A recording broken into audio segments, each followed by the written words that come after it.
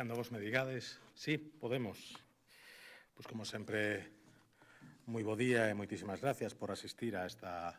rolda de prensa na que, queremos dar conta dos asuntos que abordamos na Xunta de Portavoces que acabamos de celebrar e, fundamentalmente, a concreción da orde do día do pleno que se vai celebrar a vindeira semana, pero se me permitides, antes de entrar niso, quixera trasladar ou reiterar máis ben as condolencias polo pasamento de Paula Alvarellos, da alcaldesa de Lugo, e trasladar, evidentemente, o noso cariño e o noso ánimo á súa familia, amigos, os compañeiros do Partido Socialista de Galicia e a todos os veciños de Lugo pola perda da súa alcaldesa, a que, como sempre, lle trasladamos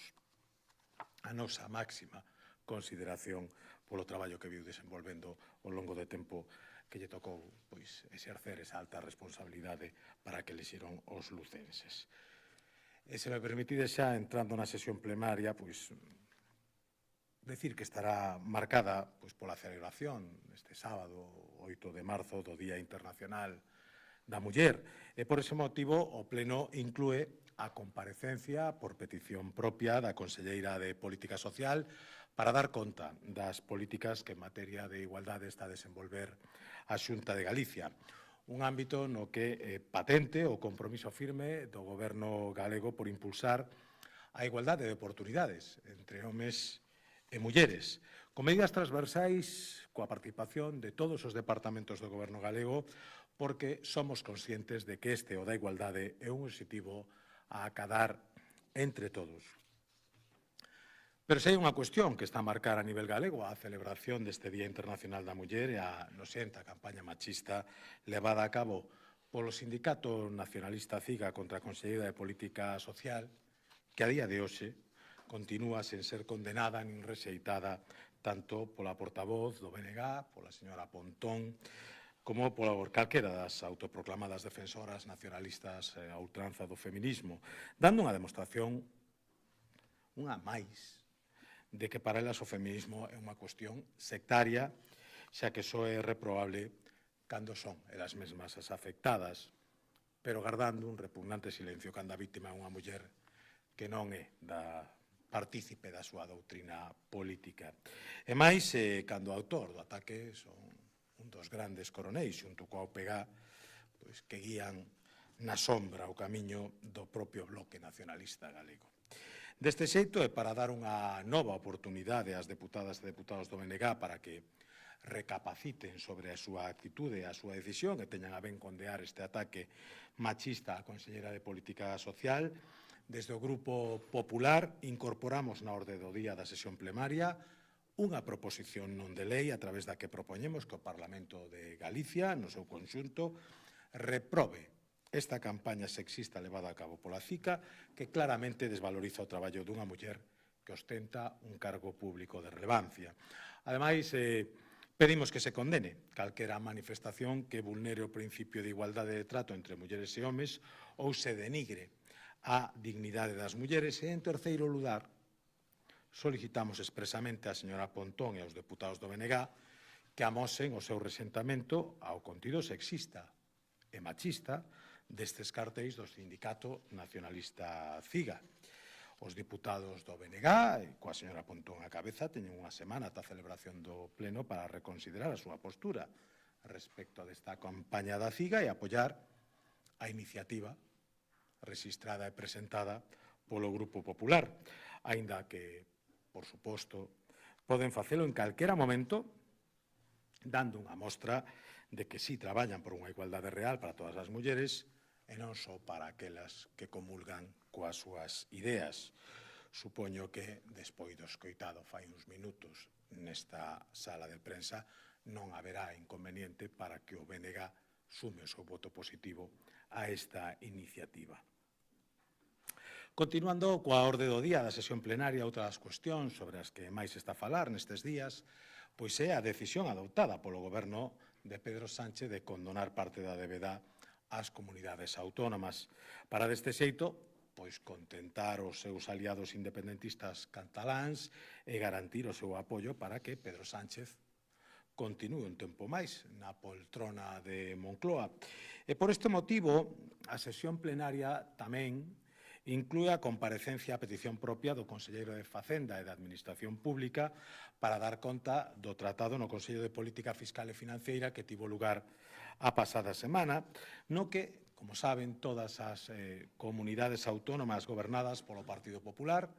rexeitaron a imposición desta condonación de débeda, así como de outras medidas decididas unilateralmente polo Goberno central prexudiciais para as facendas autonómicas.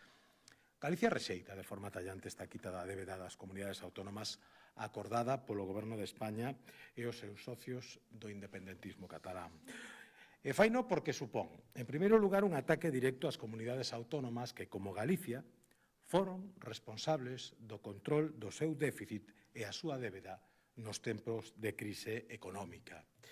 E, ademais, premia a aquelas comunidades que despilfarraron os cartos pagando intentos de golpes de Estado como que se levou a cabo por parte dos independentistas en Cataluña ou creando embaixadas por medio mundo para vender unha condición que non tiñan nin chegaron nunca a obter. Dentro do apartado de iniciativas legislativas, a sesión plenaria incluía o debate para a súa aprobación do proxecto de lei de servicios públicos, de servicio dos medios públicos de comunicación audiovisual de Galicia. Unha nova lei que adapta a normativa galega á legislación española e europea e dota a estes medios dun marco normativo co que poidan dar resposta aos retos de futuro nun mercado tan competitivo como é o audiovisual. Fronte á demagoxia que están utilizando os grupos da oposición para opoñerse a este proxecto de lei, incluso antes de coñecelo, pois subliñar que blinda e reforza como misión fundamental dos medios públicos de titularidade autonómica promover e difundir a lingua galega e dar a coñecer a identidade lingüística de Galicia, ademais de impulsar a produción propia para continuar consolidando un sector audiovisual galego sólido, forte e internacionalmente recoñecido. Volvendo ás iniciativas incorporadas polo Grupo Popular á orde do día da sesión plenaria, ademais da que xa comentamos relacionada coa reprobación da campaña sexista da CIGA contra a Conselleira de Política Social e a necesidade de que todos os grupos, e nomeadamente o BNG, e públicamente o seu rexeitamento contra esta noxenta campaña machista, imos defender outra proposición non de lei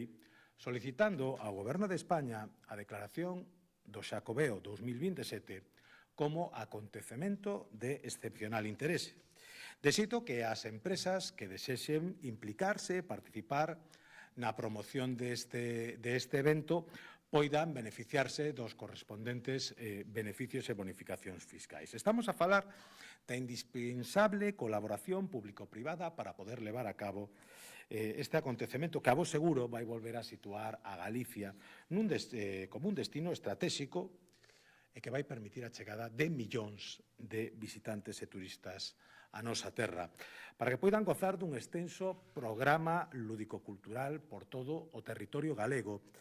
E para isto temos que lembrar que as desgravacións fiscais a que puderon acollerse as empresas que patrocinaron o Xacobeo 21-22 supuxeron unha aportación total de 28 millóns de euros.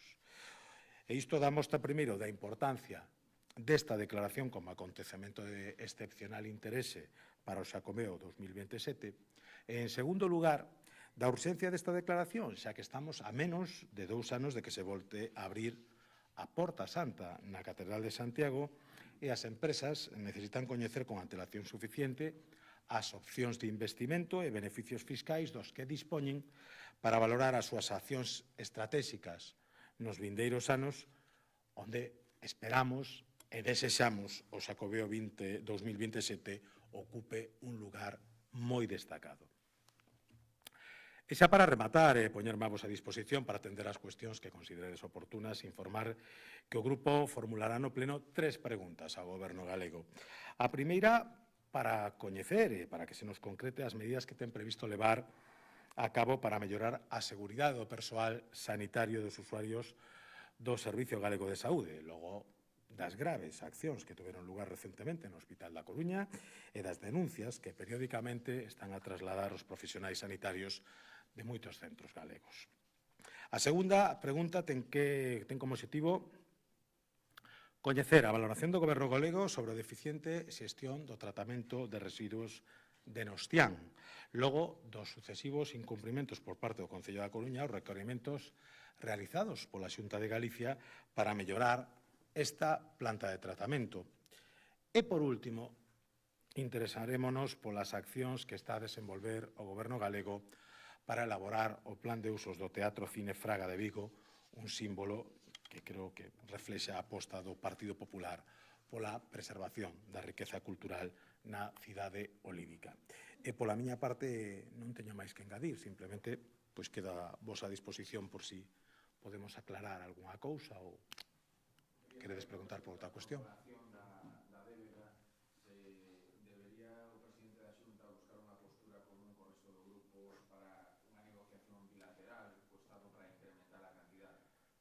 É curioso, porque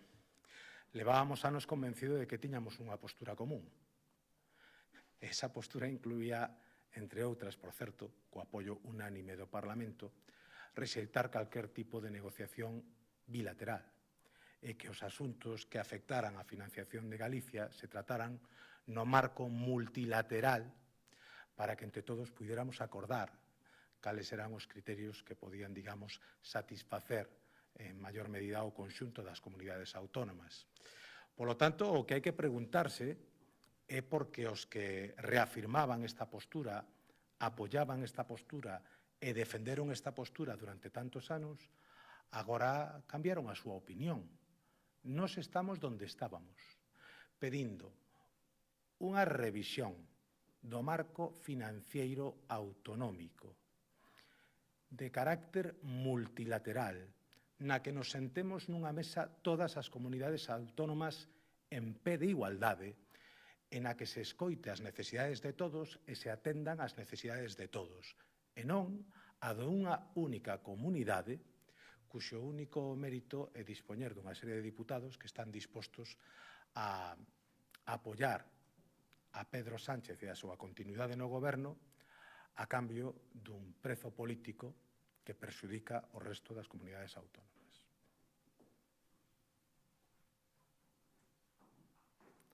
Algunha cousiña máis? Pois moitas gracias a todos e mirámonos no pleno.